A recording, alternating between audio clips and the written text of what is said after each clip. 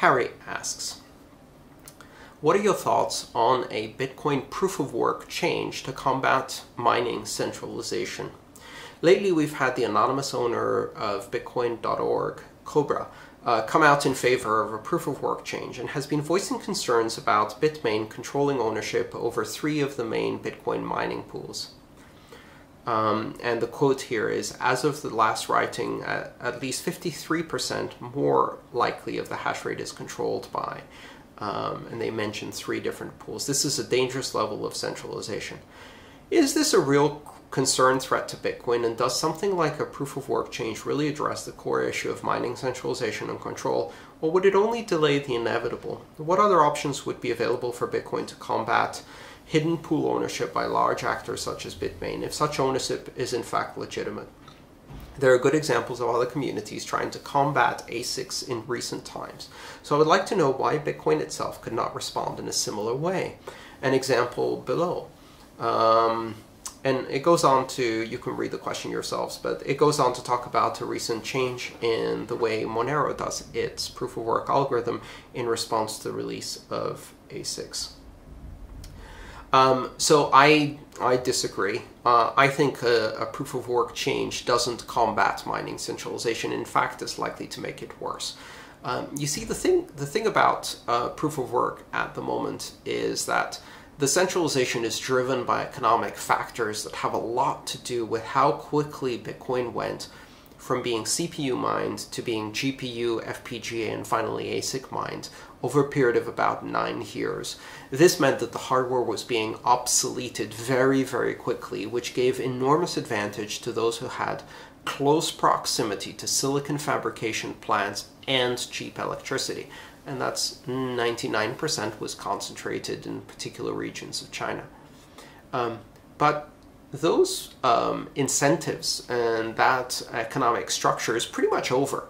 And the reason for that is that as ASICs achieved the highest level of silicon density, at about 16 nanometers and now moving towards 12 nanometers of silicon fabrication, there is no more 1000x performance improvement available in the next level of silicon fabrication density.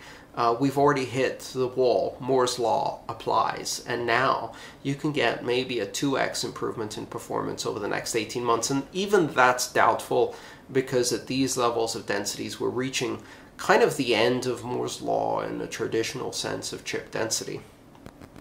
And so what does that mean? That means that this silicon, these ASICs, this equipment, when manufactured, now has a shelf life that is more than 2 years, not just 2 months.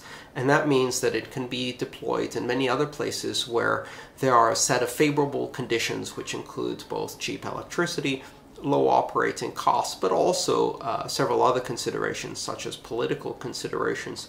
In fact, the concentration of mining in China is a disadvantage for Chinese miners too, because having too much mining in one place makes you susceptible to political coercion and extortion. It also increases the risks from natural disasters, electricity shortages, a fire in one of the warehouses, or some other situation like that. So I expect we will see that the centralization of mining is already reversing itself. It's going to take several years until that plays out, but we're beginning to see the emergence of other manufacturers making ASICs and other locations vying and competing for this. Now let's play the other side of the game, which is what happens if you did a change in the proof of work. First of all, that would devastate the security of the Bitcoin network. And maybe you can do it on a smaller network like Monero, but quite honestly, Bitcoin security is the most robust level of security that exists at the moment. And a change in the proof of work would basically reset that. And all of the investment in ASICs would be wiped out. But that also means all of the existing security investment in Bitcoin would be wiped out. And we're talking about several $billion of industrial scale infrastructure that secures Bitcoin against various forms of attack. And so that's not a good thing. And it's a very, I think, cavalier suggestion to simply change proof of work. Also, I don't think it would be effective. I think an attempt to change Bitcoin's proof of work would be a contentious fork that would not have majority consensus, and as a result would result in a fork of Bitcoin, a contentious fork that would split Bitcoin into Bitcoin SHA-256 and Bitcoin something else.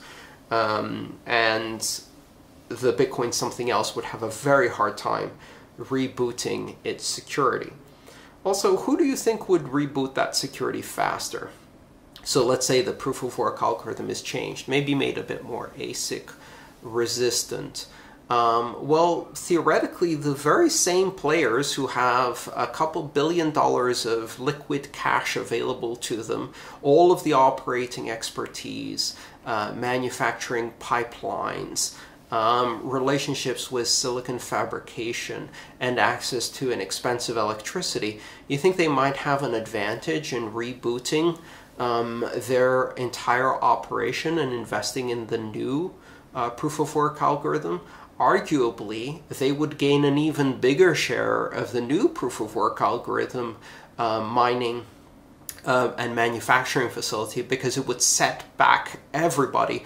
Only they would have the advantage of 8 years of experience, $2 billion, and existing relationships with manufacturers. So I think it would actually undo the effects of competition that we're already seeing taking hold in this space.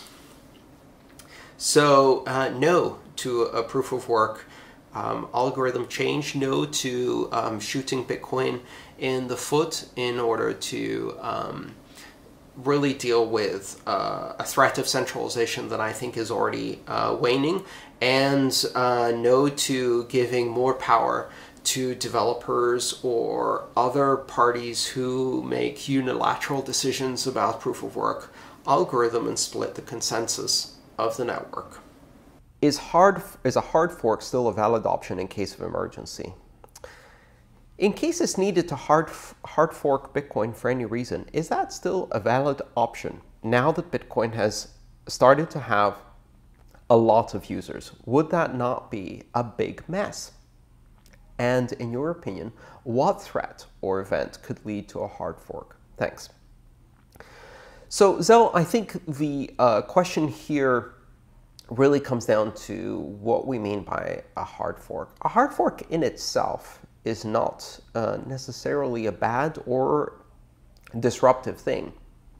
A hard fork, if properly planned and supported by a majority of the system, meaning the economic actors, the users, the merchants, the exchanges, the wallets, the miners, everybody is on board. Everybody agrees this needs to happen, or at least the vast majority of the participants in the system agree that a hard fork needs to happen. And it's planned, and people are willing to put in the effort to upgrade their software clients so as to effectuate a fork, and it's properly executed and well developed and high quality code is produced, then a hard fork can be done, and it can be done effectively, and it can be done with a minimum amount of disruption. There are some cryptocurrencies and blockchains that regularly do hard forks, either to respond to problems, as we've seen with, for example, denial of service attacks in the Ethereum network that involved poorly chosen values for gas. And in that case, Tangerine Whistle and Spurious Dragon, which are some funny names for a couple of the hard forks that were introduced to solve those problems, were executed very effectively and on a fairly tight timeline. There are other blockchains that have regularly scheduled hard forks every 6 months in order to introduce new features that are backwards incompatible. That's generally not the development culture in Bitcoin. And Bitcoin has a much more conservative approach to its software management, probably because there's a lot more at stake and it's a much bigger economy and user community. But nevertheless, that doesn't mean that a hard fork can't be pulled off.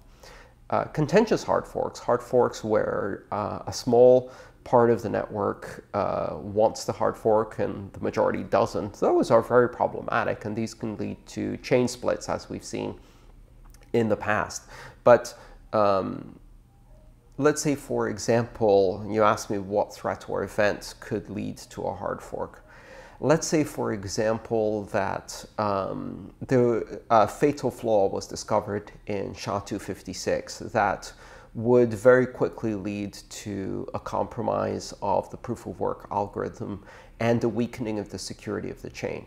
It's very likely that under those circumstances, there would be a broad move to change the proof-of-work algorithm. Now, that would be quite disruptive, and the reason for that being very disruptive is that there is a lot of deployed infrastructure in the form of ASICs that would become obsolete with that hard fork, and that would require a refresh of all of the mining hardware. Now, that's not entirely impossible. And keep in mind that up to very recently, as the pace of development in ASICs was frenetic, many of the mining companies developed the skill of being able to completely refresh the majority of their ASIC infrastructure every 6 months because those ASICs were basically becoming obsolete within 3 to 6 months of being deployed.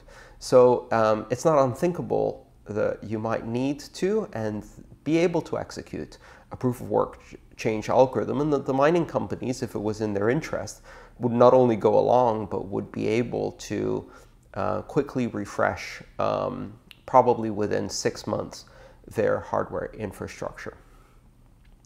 Another possible event would be discovering a fatal flaw in ECDSA, or discovering some kind of weakness, or discovering a more widely available, powerful enough quantum computing system that that could start negatively impacting the security of ECDSA. Now, in cryptography, these things generally they don't happen overnight. Cryptographic algorithms like that have had flaws, like, for example, the data encryption standard DES, or MD5 or SHA-1. These algorithms, they didn't just fall apart overnight, and they didn't go from completely robust to completely useless overnight. Instead, what happens is weaknesses were found that changed the effort required. And they changed the effort required so that it became feasible for very well-funded adversaries to start attacking these algorithms, but only over long periods of time. And still, there was plenty of time for organizations to retool those algorithms. So cryptography generally, there are exceptions to this rule, of course, but generally speaking, cryptography weaknesses do not fatally compromise an algorithm once and for all overnight and in such a way that everyone can break it.